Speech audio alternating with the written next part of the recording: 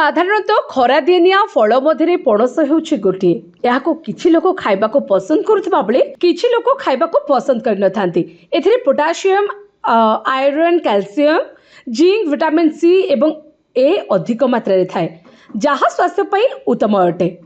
किंतु आपण जानिछंती कि यदि आपण पणस खाइबा परे एही सब जिनिस खाउछंती ताहले आपणकर स्वास्थ्य खराब होई जाई पारे। हाँ दर्शक बंधु, तेबे चलतु आज वीडियो रे मु आपण को कहबे पणस खाइबा परे कौन खाइबा आदौ उचित नुहे।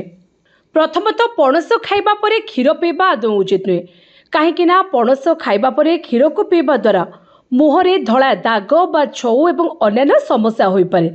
कहीं पणस रे थिबा ऑक्सलेट एवं क्षीर रो मिलुथिबा कैल्शियम मिसी शरीर रे रिएक्शन करथाय। एथिपाई पणस खाइबा परे केबे मध्ये क्षीर पीवा उचित नुहे। कहीं पणसरू ऑक्सलेट नामक एक रासायनिक यौगिक मिली थाए जहाँकि किसी खाद्य पदार्थ सहित मिसी आम शरीर को क्षति पहुँचाई थाए। तेणु पणस परे मध्य अमृतभंडा खाइबा आदौ उचित नहीं, कहीं पणस रे ऑक्सलेट नामक जो रासायनिक यौगिक रही भंडारे थिबा कैल्शियम रु रिएक्शन करी कैल्शियम ऑक्सलेट हो जाए।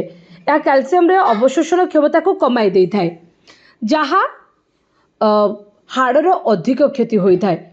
एथिजोग पणस खाइबार 2-3 घंटा परे अमृतभंडा खाइबा उचित। केबे मध्य पणस खाइबा परे किंबा पणस सहित संगे संगे अमृतभंडा खातु नाही।